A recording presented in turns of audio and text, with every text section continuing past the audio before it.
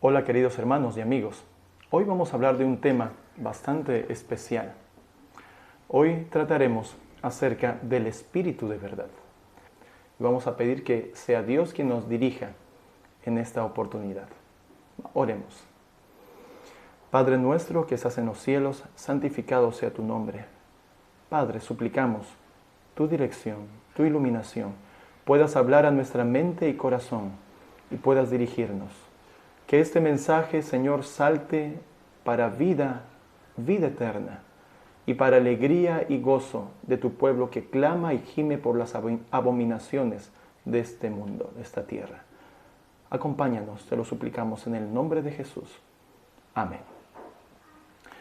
Para iniciar este estudio vamos a abrir nuestras Biblias en Juan capítulo 16, versículos 13 al 16.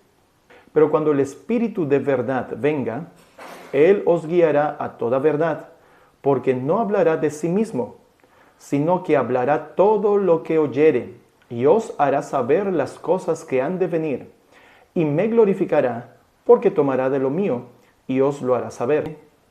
Todo lo que tiene el Padre es mío, por eso dije que tomará de lo mío, y os lo hará saber. Un poco más, y no me veréis. Y otra vez un poco y me veréis, porque yo voy al Padre. Hay hermanos que, haciendo uso de esta porción de las Escrituras, declaran que el Espíritu Santo es una persona muy aparte del Padre y del Hijo. En otra declaración, en Juan capítulo 14, versículos 15 al 20, dice también Cristo, y esto está en referencia al tema que nosotros estamos tratando ahora, acerca del Espíritu de verdad. Y empieza diciendo el Señor Jesucristo: si me amáis, guardad mis mandamientos. Y yo rogaré al Padre, y Él os dará otro Consolador, para que esté con vosotros para siempre. Y muchos hermanos pueden decir, ¿ves? Aquí está diciendo otro. Es alguien diferente, es alguien distinto, es otra persona. No se está refiriendo a Cristo aquí. Ahora, dice, si me amáis, guardad mis mandamientos. Como adventistas, siempre hemos dicho que nosotros somos ese pueblo distintivo que guarda los mandamientos de Dios y tiene el testimonio de Jesucristo. Y yo les pregunto ahora, ¿realmente guardamos los mandamientos de la ley de Dios? Nuestro Señor Jesucristo nos está dando una condición aquí. Si me amáis, guardad mis mandamientos. El amor a Cristo. En otra porción de las Escrituras, mis hermanos, encontramos que el cumplimiento de la ley es el amor. No en vano, Cristo está declarando aquí en Juan 14, 15, al amor como una condición importante, resaltante y primaria, el amor en la persona, para poder en verdad guardar la ley de Dios, los mandamientos de la ley de Dios. Porque el cumplimiento de la ley es el amor. Y dice también las Escrituras que Dios es amor. Y vamos a entender aquí que solamente teniendo a Cristo en nosotros podemos conocer la verdad, para que esta verdad nos haga libres, y podemos realmente vivir en verdad, en justicia, en la justicia de Cristo. Estando en injusticia no podemos cumplir con justicia. Solamente la justicia de Cristo en nosotros nos capacita para poder en verdad guardar los 10 mandamientos de la ley de Dios. No hay otra manera. Y esto es un mensaje de justificación por la fe, mis queridos hermanos. Esto es, el mensaje del tercer ángel. Aquel mensaje que tiene que iluminar la tierra entera. Esto es el mensaje que el Señor quiere que prediquemos para este tiempo. Vamos a continuar con la lectura. El versículo 16 dice, y yo rogaré al Padre, y Él os dará otro Consolador, para que esté con vosotros para siempre. Versículo 17, el Espíritu de verdad, a quien el mundo no puede recibir porque no le ve ni le conoce. Y noten la declaración que ahora viene a hacer Cristo.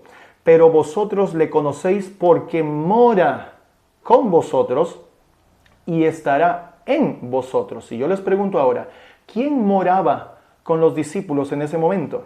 Cristo está hablando en un tiempo presente cuando Él dijo estas cosas. Mora con vosotros. ¿Quién estaba morando? Cristo en sus 3 años y medio de ministerio estuvo caminando, comiendo, durmiendo con sus discípulos. Así que bien podríamos decir nosotros que era Cristo el que moraba.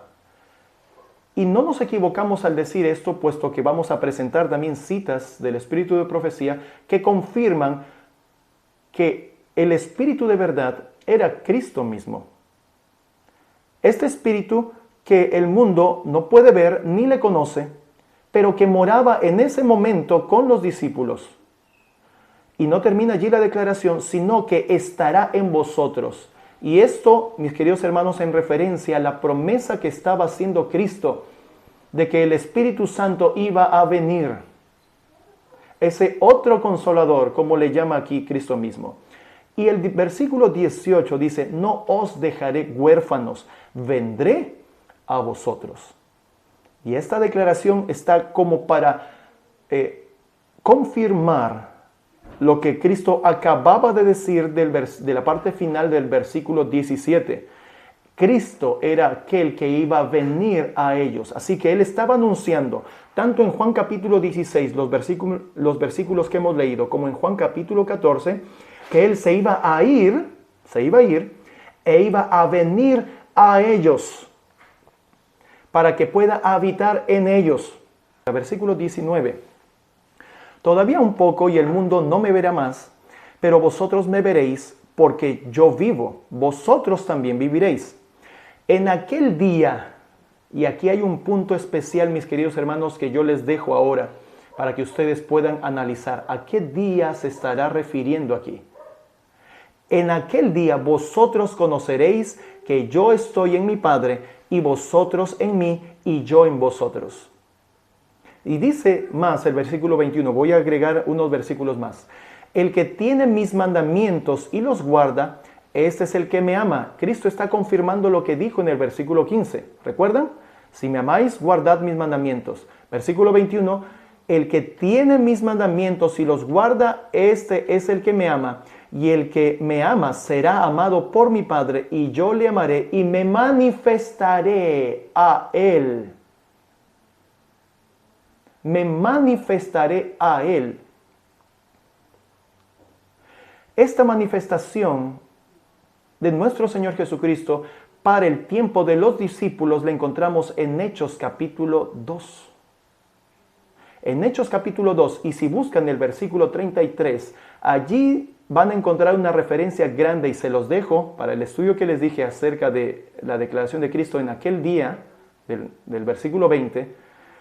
Hechos capítulo 2, versículo 33, habla acerca de ese evento realizado en ese día, que iba a ser demostración para los discípulos que ahora el Hijo estaba otra vez con el Padre.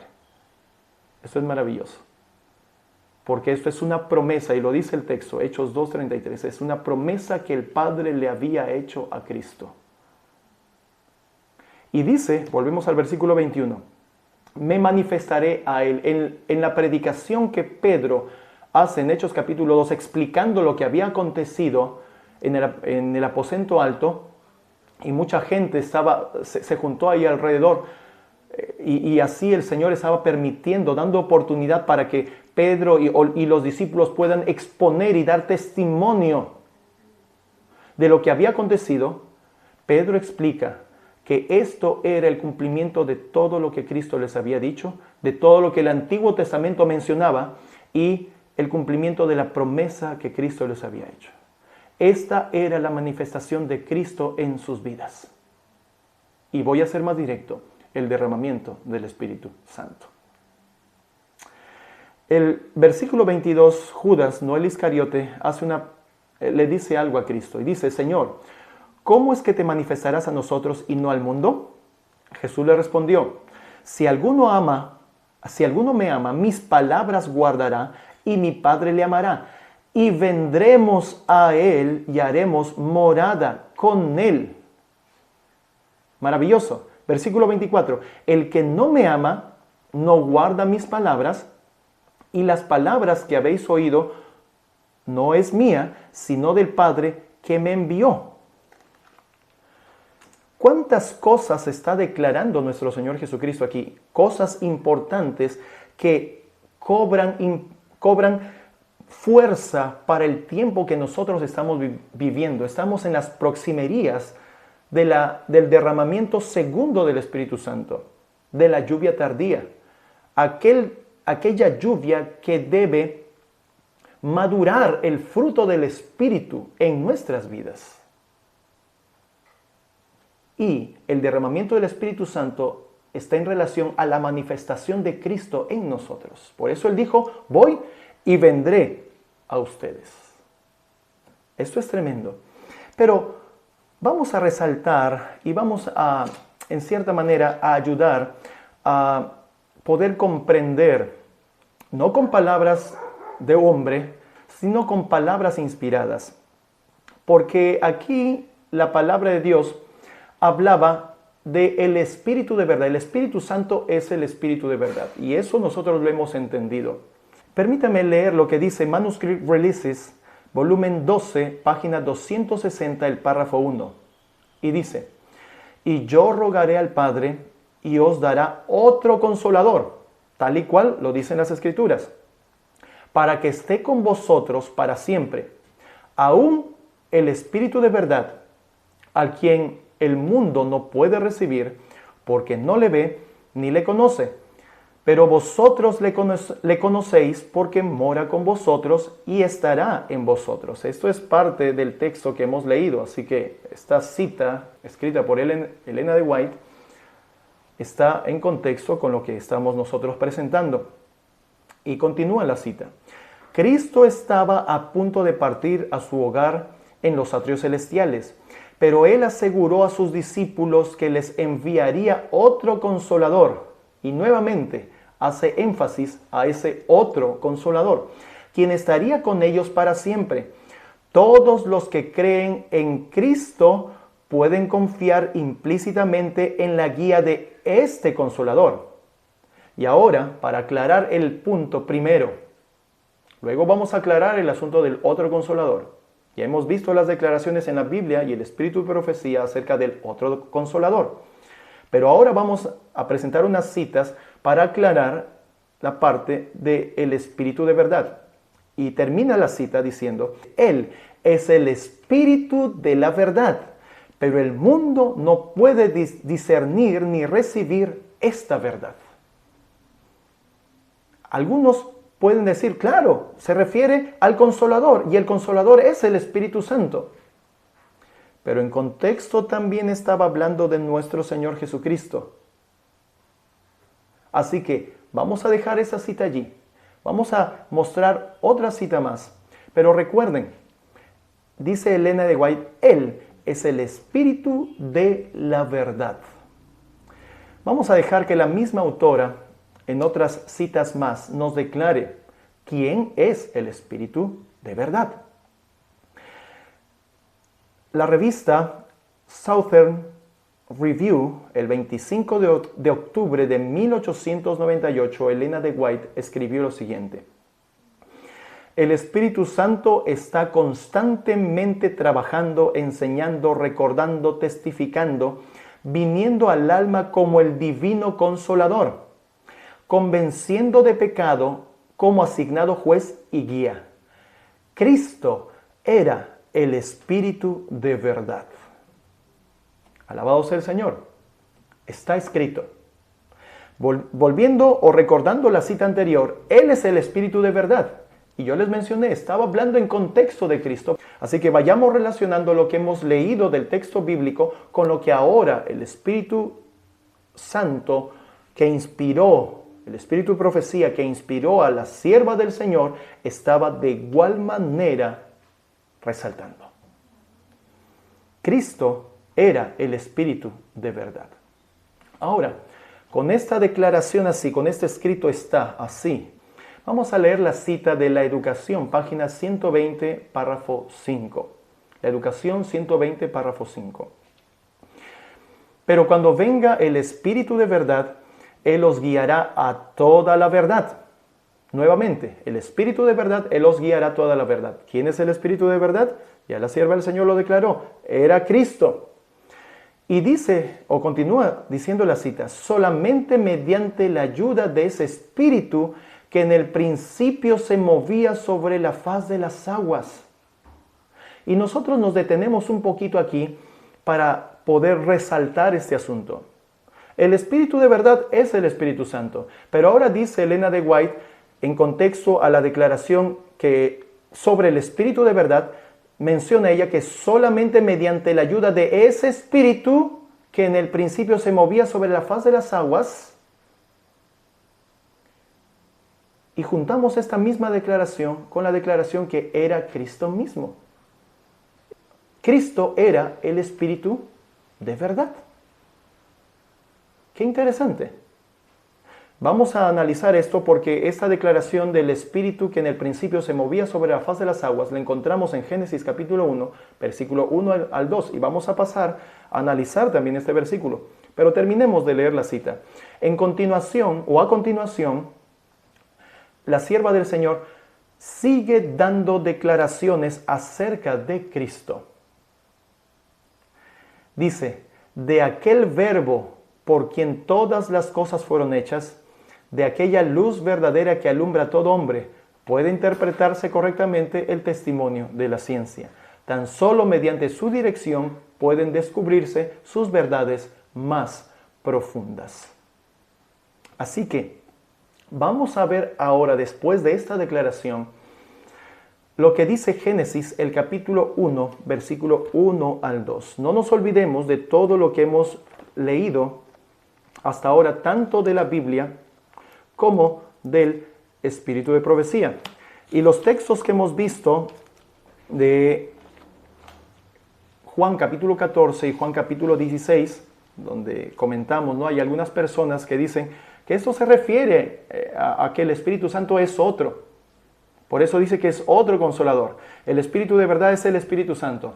Pero ya encontramos y ya leímos en que la misma sierva del Señor, en una cita inspirada, dice que Cristo era el Espíritu de verdad. Y el Espíritu de verdad se movía, era ese Espíritu que se movía sobre la faz de las aguas. Génesis capítulo 1, versículos 1 y 2. Este es un texto que es usado por nuestros hermanos que creen en la doctrina de la Trinidad. Y cuando leen esto, ellos dicen, ven, aquí hay 3 personas. Y vamos justamente en contexto por la declaración dada por Elena de White a revisar lo que dice Génesis capítulo 1, versículo 1 y 2.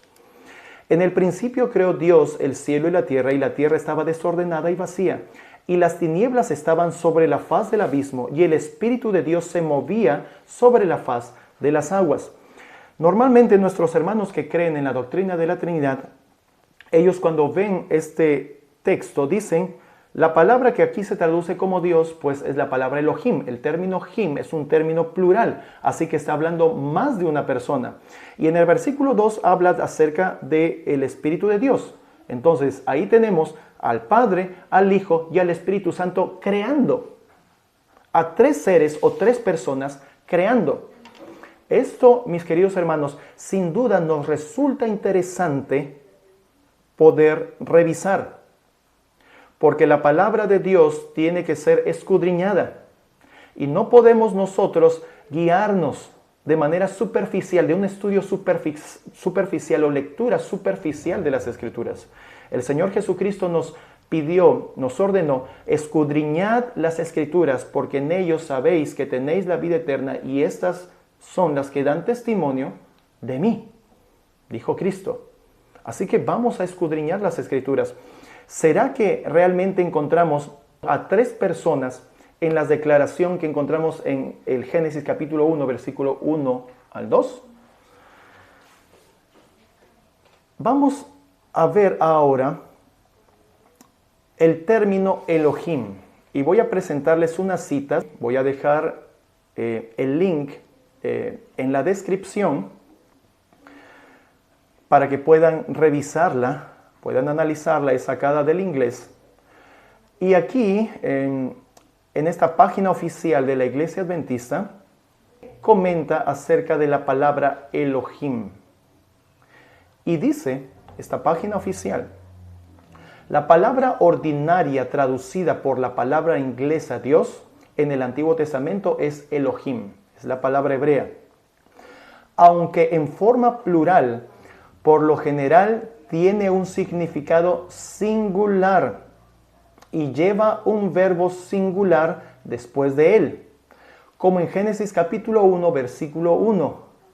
Ocurre unas 2555 veces en el Antiguo Testamento y se usa en 35 de los 39 libros, con la excepción de Cánticos, Lamentaciones, Abdías y Esther, ¿no? Cánticos o cantares.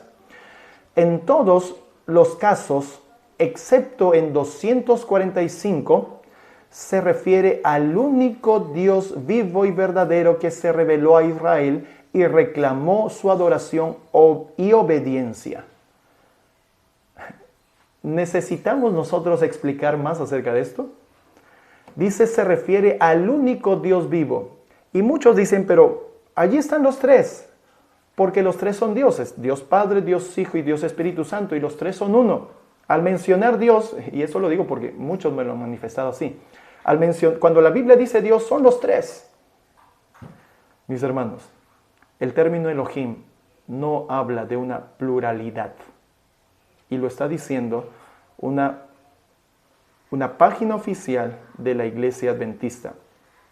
Ahora, de estas excepciones, estas 245 excepciones, voy a mencionar solamente dos que fácilmente podemos encontrarlas en la palabra de Dios.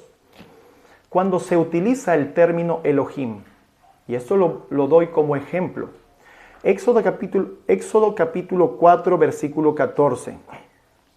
Dice aquí, entonces Jehová se enojó contra Moisés y dijo, ¿no es Aarón el levita, tu hermano? Yo sé que él habla bien. Y además, he aquí que él saldrá a recibirte y al verte se alegrará en su corazón. Versículo 15. Tú hablarás a él y pondrás en su boca las palabras, y yo seré con tu boca y con la suya, y os enseñaré lo que habéis de hacer.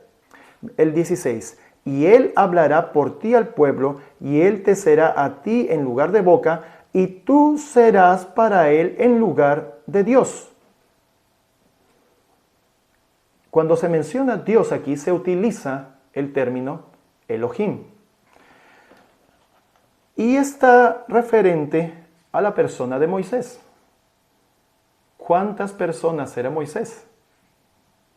Si el término Elohim es plural y debiéramos interpretarlo como es más de una persona, mis hermanos, bíblicamente y en contexto de las Escrituras, está hablando de una sola persona, aunque el término es plural. Otro texto, Éxodo capítulo 7, el versículo 1, dice, y Jehová dijo a Moisés, mira, yo te he constituido Dios para Faraón, y tu hermano Aarón será tu profeta. Otra vez vemos el término Elohim aquí. Y otra vez se está refiriendo a una sola persona, Moisés. Si a algunas personas que están escuchando este mensaje no les ha bastado todavía esta explicación del término Elohim, que es plural, claro que sí, tiene forma plural, pero hace referencia a una sola persona, pues déjenme leer otra cita que encontramos también en la página oficial de la Iglesia Adventista, y dice lo siguiente: la fórmula plural de Elohim ha dado lugar a mucha discusión. La idea fantasiosa de que se refería a la trinidad de personas en la deidad difícilmente encuentra apoyo entre los eruditos. Es lo que los gramáticos llaman el plural de majestad, o denota la plenitud de la fuerza divina, la suma de los poderes desplegados por Dios. Por eso algunas traducciones en la Biblia, hermanos, se ve esta palabra Elohim traducida como el poderoso, porque quiere exaltar esa característica de Dios. Él es el poderoso. Dios, el poderoso. Volviendo a Génesis capítulo 1, en el término Elohim, que se traduce en nuestras Biblias en español como Dios, no hay una pluralidad y encontramos a una sola persona. Nos hacemos la pregunta, ¿dónde están las otras dos? En esta porción de las Escrituras, mis queridos hermanos, se hace referencia o se manifiesta otro ser. Y está en el versículo 2. El Espíritu de Dios se movía sobre la faz de las aguas. Y hemos leído la declaración de la sierva del Señor, que Cristo era el Espíritu de verdad, que ese Espíritu de verdad, en contexto, es el Espíritu que se movía sobre la faz de las aguas. Mis hermanos, el Espíritu de Dios que menciona Génesis 1, versículo 2, no es nada más ni nada menos que nuestro Señor Jesucristo. Esto no debiera parecernos extraño, sabiendo que 2 Corintios 3:17 dice, porque el Espíritu es el Señor. Y en ese contexto, en el capítulo 4 de 2 Corintios, capítulo 4, Pablo mismo dice que Cristo es el Señor. Así que no debiera parecernos extraño, mis queridos hermanos, que estemos mencionando esto cuando la palabra de Dios dice que Dios es espíritu y sabemos que Cristo, el Hijo unigénito y engendrado del Padre, es de la misma sustancia, procede de la misma sustancia del Padre, salió del Padre, del seno mismo del Padre. No debería parecernos extraño esto. Y está en las Escrituras. El Espíritu de Dios que se movía sobre la faz de las aguas era Cristo mismo, el Espíritu de verdad. Si todavía tenemos ciertas dudas en nuestra mente, permítame leer, para confirmación de lo que acabamos de mencionar, lo que dice el Espíritu de profecía con respecto a cuántas personas crearon nuestro mundo. Y dice Patriarcas y Profetas, página 11 y página 12, lo siguiente: el soberano del universo no estaba solo en su obra benéfica, tuvo un compañero, un colaborador, que podía apreciar sus designios y que podía compartir su regocijo al brindar felicidad a los seres creados. En el principio era el Verbo, y el Verbo era con Dios, y el Verbo era Dios. Este era en el principio con Dios. Juan 1, 1 y 2. Cita Elena de White. ¿Quién era ese compañero? ¿Quién era ese colaborador de Dios? Obviamente el Padre. Mis hermanos, nada más ni nada menos que nuestro Señor Jesucristo. Y continúa la cita. Cristo, el Verbo, el unigénito de Dios, era uno solo con el Padre eterno, uno solo en naturaleza, en carácter y en propósito. Era el único ser que podía penetrar en todos los designios y fines de Dios. ¿En qué sentido dice la sierva del Señor que el Padre y el Hijo son uno? Esto es claro. Muchas veces he conversado con algunos hermanos y defendiendo a estos hermanos la creencia trinitaria, dicen es que son uno. El que me ha visto a mí ha visto al Padre, dijo Jesús. El Padre y yo uno somos, uno solo somos. Claro que sí, están escritas esas declaraciones, pero dice con claridad también esta inspiración, y es el mismo Espíritu que reveló tanto las Escrituras como inspiró también y le mostró a Elena de White lo que ella escribió, que el Padre y el Hijo eran uno en naturaleza, en carácter, en propósito. En otras declaraciones menciona también en mente, en espíritu. Y dice más aquí, la cita, era el único ser que podía penetrar en todos los designios y fines de Dios. ¿Quién puede conocer la mente de Dios, el pensamiento de Dios, sino el Espíritu de Dios. ¿Quién puede? Mis hermanos, porque el Espíritu de Dios, y lo hemos visto, Génesis capítulo 1, versículo 2, el Espíritu de Dios es Cristo, el Hijo de Dios, unigénito, engendrado. No nos debería parecer extraño, porque el Padre es Espíritu, Cristo es de la misma esencia, de la misma sustancia del Padre, por lo tanto, Él es el Espíritu de Dios, salido de Dios, engendrado de Dios, del Padre. Y esto es maravilloso, y lo declara la Biblia y el Espíritu de profecía. Así que, de ninguna manera, Génesis capítulo 1, versículo 1 y 2 declara a una Trinidad, mis hermanos. Y estamos viendo de que el único compañero que acompañó, valga la redundancia, al Padre en la obra de creación fue nuestro Señor Jesucristo. Y continuando con la cita, dice, y llamaráse su nombre admirable, consejero, Dios fuerte, Padre eterno, príncipe de paz.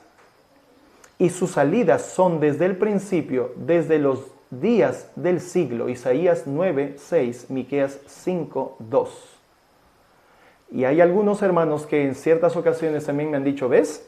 Aquí le está llamando a Cristo, Padre eterno, y Elena de White lo está citando. Claro que sí, Cristo es Padre. Recuerden, por Él fueron hechas todas las cosas, es nuestro Padre. Pero Cristo también le llamó Padre a Dios. Y Él declaró, subo a mi Padre y a vuestro Padre. Cuando nos enseñó a orar, el Señor nos enseñó a orar diciendo, Padre nuestro que estás en los cielos. Y nos enseñó también que todo lo que pidamos al Padre en su nombre, Él lo haría. Así que estas declaraciones están también descritas en la palabra de Dios. Y la sierva del Señor lo va a citar a Proverbios capítulo 8, versículos 22 al 30.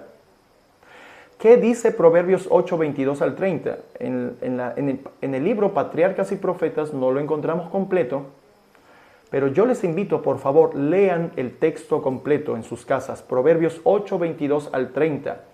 Declara directamente que la sabiduría de Dios, que es el Hijo de Dios, que es Cristo, porque el apóstol Pablo menciona en el Nuevo Testamento que Cristo es sabiduría de Dios. Habla en Proverbios 8, 22 al 30 que la sabiduría, que es nuestro Señor Jesucristo, por el contexto lo vamos a entender al momento de leerlo, es engendrado del Padre antes de la formación del mundo y de todas las cosas. Engendrado del Padre. Está escrito, mis hermanos. Y vamos a continuar leyendo esta cita donde Elena de White menciona lo que dice Proverbios 8, 22 al 30. Y el Hijo de Dios, hablando de sí mismo, declara. ¿Quién dice Elena de White que declara esto? Cristo, el Hijo de Dios. Jehová me poseía en el principio de su camino, ya de antiguo, antes de sus obras, eternalmente tuve el principado. Cuando establecía los fundamentos de la tierra, con él estaba yo ordenándolo todo, y fui su delicia todos los días, teniendo solaz delante de él. Dos cosas resaltamos aquí. Uno, Elena de White le llama a Jesús Hijo antes de que todo fuera creado. Y otra cosa para resaltar aquí es que Jehová lo poseía y que con él estaba ordenándolo todo. O sea, ¿a cuántas personas declara Proverbios 8, 22 al 30? Y la misma sierva del Señor menciona cuántas personas eran las que estaban realizando la obra de creación. Pues eran dos, el Padre y el Hijo. Otra cita más del Espíritu de Profecía. Your Instructor, diciembre 16 de 897.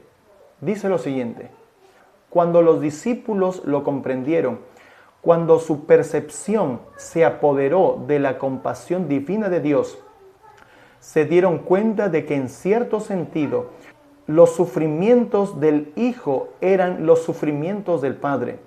Desde la eternidad hubo una unidad completa entre el Padre y el Hijo. Y noten lo que dice la sierva del Señor. Eran dos, pero poco menos que idénticos. Dos en individualidad, pero uno en espíritu, corazón y carácter. Cuando nuestro Redentor consintió en tomar la copa del sufrimiento para salvar a los pecadores, su capacidad para sufrir fue la única limitación a su sufrimiento, pero su humillación como el hombre no le quitó en lo más mínimo su honorable identidad con el Padre. Mientras caminaba por la tierra en forma de siervo, aún podía afirmar: yo y mi Padre uno somos. En este sentido, el Padre y el Hijo son uno. No es que mirando a Jesús se está mirando también al Padre porque son tres en uno. Eso no está declarando las Escrituras, no declara la sierva del Señor. Así notamos con claridad de que no habla de tres personas, ni en la divinidad, ni en el momento de crear nuestro mundo. Está hablando solo de dos personas, unidos en un mismo espíritu, en un corazón, un carácter, una mente. Esto es lo que une al Padre y al Hijo. Espero que de esta manera ya tengamos claro acerca del Espíritu de verdad y también tengamos claro acerca de quiénes conforman la divinidad. Tenemos al Padre y tenemos al Hijo. El Hijo, que es el Espíritu de verdad, es el Espíritu de Dios que se movía sobre la faz de las aguas. Continuamos con las declaraciones que encontramos en Juan capítulo 14 y Juan capítulo 16, cuando Jesús llama al Espíritu Santo otro consolador. Y habíamos mencionado que hay hermanos que mencionan, ¿ves? Es otro consolador, es otra persona, es diferente a Cristo. Bueno, la palabra consolador en el idioma original, en el griego, es parácletos. Y esta palabra se traduce como intercesor, consolador, abogado y confortador. Estas son las traducciones al español de la palabra parácletos. Pero esta palabra parácletos no se menciona solo referente al Espíritu Santo. Se menciona también para con Cristo. Primera de Juan, el capítulo 2. El versículo 1, donde el apóstol Juan dice: hijitos míos, estas cosas os escribo para que no pequéis, y si alguno hubiere pecado, abogado tenemos para con el Padre, a Jesucristo el justo. Así que Cristo también es parácletos. Y podemos mencionar entonces, Cristo es también el consolador. ¿En qué sentido Cristo dijo que el Espíritu Santo era otro consolador? Hay algunos hermanos que me dijeron en alguna oportunidad que bíblicamente existe dos consoladores y un solo mediador. ¿Esto será así? ¿Será que esto es una realidad que las Escrituras lo manifiestan? Mis hermanos, sin duda que no. Si existiera otro consolador, entonces Cristo no sería el único camino hacia el Padre. Vamos a leer citas del Espíritu de Profecía que nos ayudan a comprender esto. Reflejemos a Jesús. La página 192, el párrafo 2, dice lo siguiente: estudien el capítulo 16 de Juan y aprendan cómo orar y cómo vivir la oración de Cristo. Él es el consolador. Él morará en sus corazones haciendo que su gozo sea cumplido. ¿Quién es el consolador? Es Cristo. Es el único. Cristo es el Espíritu de verdad. es ese otro consolador. Review and Herald, agosto de 1890, el párrafo 10. Dice lo siguiente: la razón por la cual las iglesias son débiles y enfermizas y están listas para morir es que el enemigo ha ejercido influencias de una naturaleza desalentadora sobre las almas temblorosas. Han procurado apartar a Jesús de su vista como el consolador, como el que reprende, advierte, amonesta, diciendo: este es el camino, andad por él. Cristo tiene todo poder en el cielo y en la tierra y puede fortalecer a los vacilantes y corregir a los que yerran. ¿Quién es ese consolador que declara el texto de Juan? ¿Quién es el consolador que Juan nos dice en la lectura que hemos tenido del capítulo 14? Es el Espíritu Santo. Y dice que Satanás procura que nosotros apartemos de nuestra vista a Jesús como el consolador. Esto es tremendo. Cristo es el Espíritu Santo que trae consuelo a nuestras vidas. Una cita más. A fin de conocerle, páginas 171 y 172, la misma cita la encontramos en Review and Herald, 26 de octubre de 1897. Dice lo siguiente: Cristo estaba por irse a su hogar celestial, pero aseguró a sus discípulos que enviaría al Consolador que habitaría con ellos para siempre. Esto está en contexto de los capítulos que hemos leído de Juan. Todos pueden confiar implícitamente en la dirección de ese Consolador. Es el Espíritu de verdad, pero el mundo no le puede ver ni recibir esa verdad. Cristo quería que sus discípulos comprendieran que no los dejaría huérfanos. No os dejaré huérfanos, declaró. Vendré a vosotros. ¿Quién era el Espíritu de verdad? Leímos en una cita anterior. Cristo era el Espíritu de verdad. En ese sentido, Cristo le dijo a sus discípulos que no los dejaría huérfanos, sino que iba a venir a ellos. Preciosa y gloriosa seguridad de vida eterna. Aunque Cristo iba a estar ausente, la relación de ellos con Él había de ser como la de un hijo con su padre. Las palabras dirigidas a los discípulos nos llegan a través de las palabras de ellos. El Consolador es nuestro tanto como de ellos. En todos los tiempos y en todos los lugares, en todos los dolores y en todas las aflicciones, cuando las perspectivas parecen oscuras y confuso el futuro, y nos sentimos desvalidos y solos, entonces es cuando el Consolador será enviado en respuesta a la oración de la fe. No hay consolador como Cristo, declara la sierva del Señor. No hay consolador como Cristo. Podemos seguir pensando entonces que el Espíritu de verdad, el Espíritu Santo, es un ser aparte de Cristo, es un otro consolador aparte de Cristo.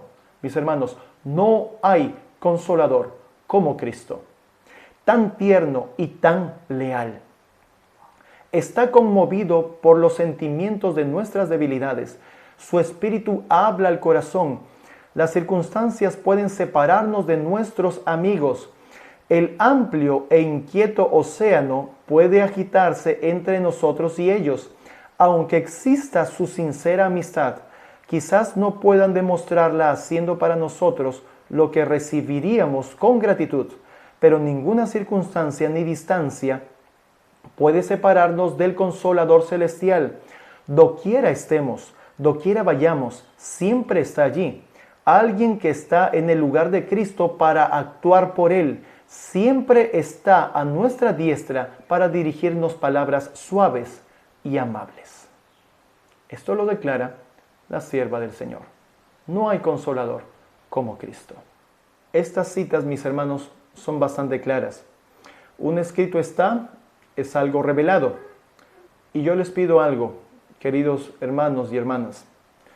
No neguemos lo que está escrito y revelado, tanto en la palabra de Dios como en el espíritu de profecía. No tenemos razón para inventarnos excusas. La verdad se defiende sola, mis hermanos. Sabemos que la verdad vencerá. Cristo es el espíritu de verdad. Confiemos en Él y Él nos hará libres. Espero que este mensaje haya sido de bendición y de ánimo y aliento para tu vida espiritual. Y espero en el nombre del Señor que la palabra de Dios que se ha expuesto en esta ocasión pueda calar profundo en nuestras mentes y corazones, para que en un momento no muy lejano pueda morar plenamente en cada uno de nosotros. Vamos a agradecerle al Señor por este mensaje. Vamos a orar. Padre nuestro que estás en los cielos, santificado sea tu nombre. Te damos gracias, oh Señor, por tu palabra. Suplicamos, Padre, que nos sigas conduciendo a toda la verdad a través de nuestro Señor Jesucristo. Y por el nombre de Cristo te lo pedimos. Amén. Que el Señor les bendiga, mis queridos hermanos. Con este su servidor, el pastor Carlos Cabello, será hasta una próxima oportunidad.